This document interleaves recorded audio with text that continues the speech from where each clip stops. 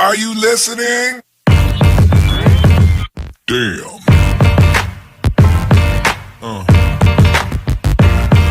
Yeah. Yeah. All right. So another episode of Trash Talk. I'm TJ O'Connor. With me, as always, Damian the Wolverine Hill. Trash Talk is joined tonight by Manatua Lemaire, who is fighting at LFA 82, February 21st, Mystic Lake Casino, against Josh Fleck. Trash Talk is brought to you, as always, by our sponsors, Valhalla Combat Sports Incorporated, Ink Shrinks Tattoo, Origin Wellness CBD, Spartan Martial Arts, James Clark, Sports Psychology and Hypnosis Therapy, The Fighters, and my mom. Manatua, thank you for taking the time to talk with us. How you doing today, man? Doing good, boys. How you guys doing? Doing good. No complaints Yeah. over here. How you feeling getting, just a week and a few days out from the fight right now? I feel pretty good. The only thing that's on my mind at this point is dropping to the weight, I guess, because I've never made 175 before. It's always been 185 and above, So Yeah. just been dieting and doing all the right stuff, I guess.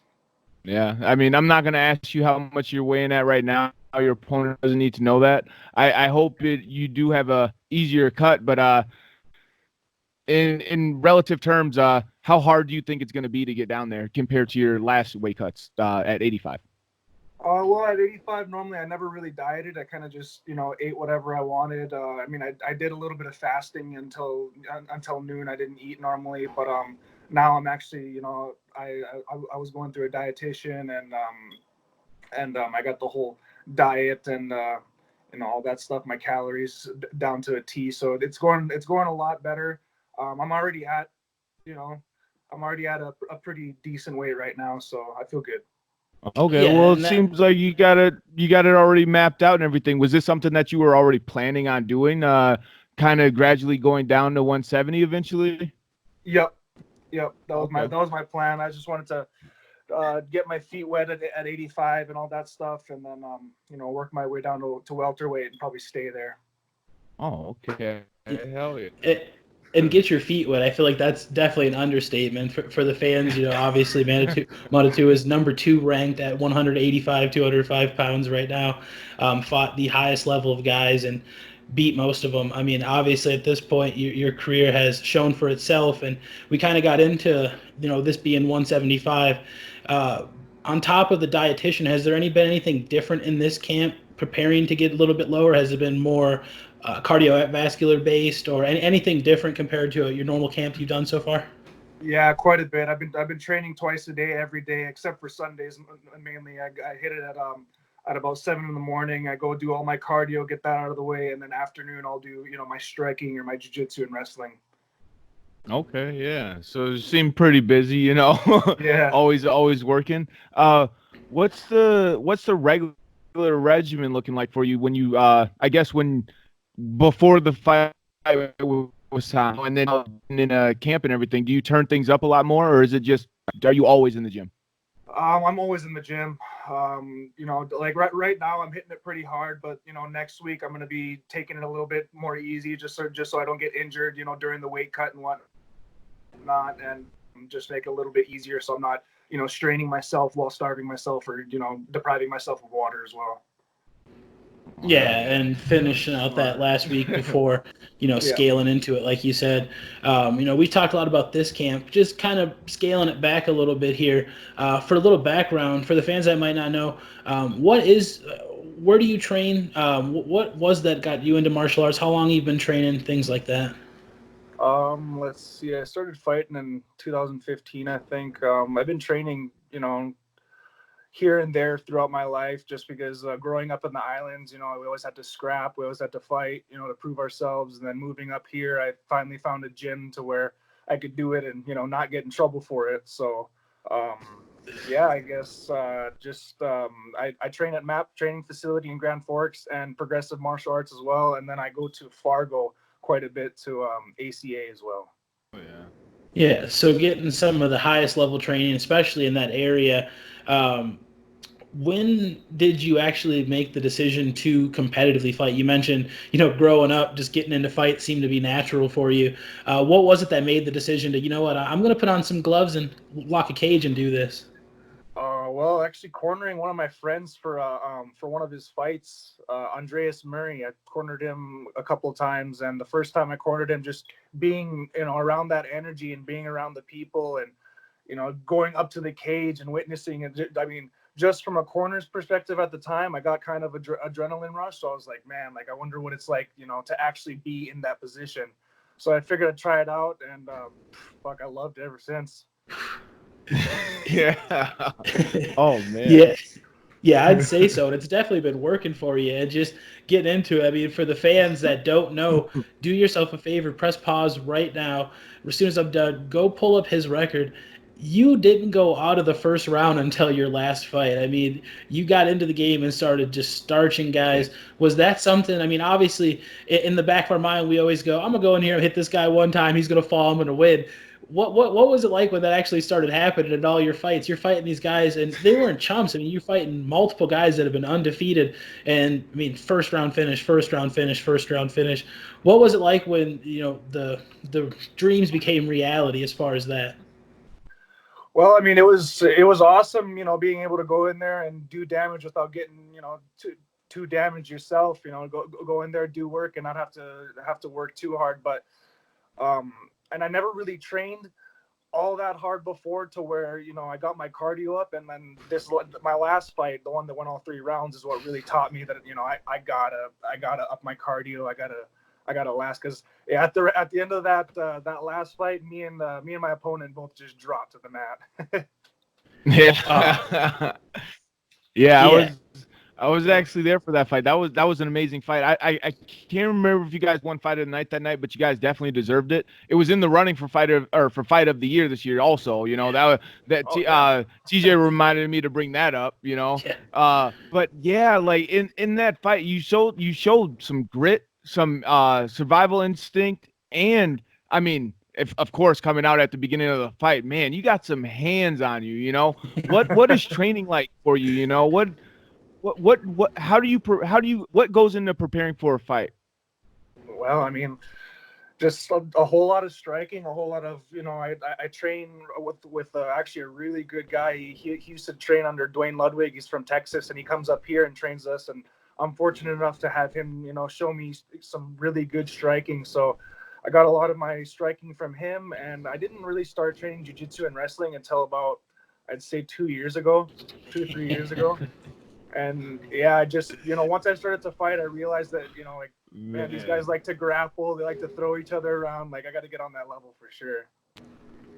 Man, it's crazy to hear you say that, like to start out by saying, oh yeah, I've been fighting since about 2015. And well, I started grappling about 2 years ago. I mean, obviously athlete is an understatement, but just knowing that these are just holes that you're fixing now, and seeing the growth that you've had, this is going to be not quite a year, but you haven't fought since last May, which was, like we just talked about, knockout, drag out, war. I mean, was close to. I was fighting with myself. It was very close for fight of the year. Just, I feel like, against another guy who's undefeated. So now you made the decision to ultimately go down, and you're not taking an easy fight. You're fighting Josh Fleck, who's #1 in the rankings, undefeated, not a small guy. Did this play a part in your decision to know that I want to fight the toughest guy when I make the transition to 170, 175? Well, that's the thing. I mean, I knew I was going to make the transition to that weight anyways, but the thing is, when I get offered opponent, as a fighter, you can't really deny a fight. Like you're going to take any fight that that comes at you. If not, I mean, who really picks and chooses their fights? I mean, in all reality, I'm down to scrap anybody. Yeah, no, and I think that shows in your fighting style. Damian mentioned the beginning, the first round of your last fight. I mean, do yourself a favor if you're watching this. When this video's done, type in Manatua Lemaire versus Herbert Rogers Williams and spend about 15 minutes of your life enjoying that fight, because it was chaos. Transitioning now into this fight, what changes can we expect in your style after almost a year since you've been in the cage? Well, I actually I injured myself in that last fight, so that's why I took so much time off, and I finally got everything rehabbed and good to go now. And I just been working a lot on my striking and grappling mainly. I've been grappling like a fool lately, and my striking has always been, been priority number one. But then, at the moment I realized that I was going to be fighting a pretty good wrestler, I had to up my grappling game for sure and train with bigger and better people than me for sure. Oh yeah, I mean, well, that's the veteran mindset, and that's one of the things that I was impressed with your last fight. You were able to actually out grapple your opponent, and outstrike your opponent. And when you swarmed him at the beginning, when you jumped off a little bit, he was taunting you to come back in, like he wanted you to do that again. He was probably waiting for it, and you didn't get dragged into that game. Like, it takes a lot for a guy to know when and when not to do certain things, and to know if you're playing into your opponent's game. That's just one of the things that I was really impressed with you. How do you feel Josh compares to your previous opponents?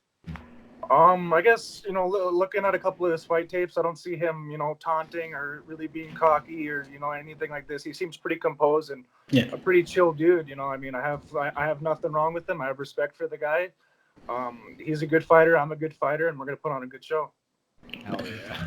Yeah, and as fans, we expect nothing less. And, without asking to give away any type of game plan, what's the one thing that you have to bring to the cage with you on February 21st to make sure that you get your hand raised? Well, in all reality, I got, I get ready for my opponent's game, like I get grappling ready, all this and that, but I'm also, striking ready and cardio ready year round, so I kind of gauge on who my opponents are, and then I just go off of that. So whatever he wants to do, if he wants to get to the ground, we can get to the ground. If he wants to throw hands, we can throw hands. Dude. Oh man, I loved it. I'm excited for this fight. This is gonna be a good one.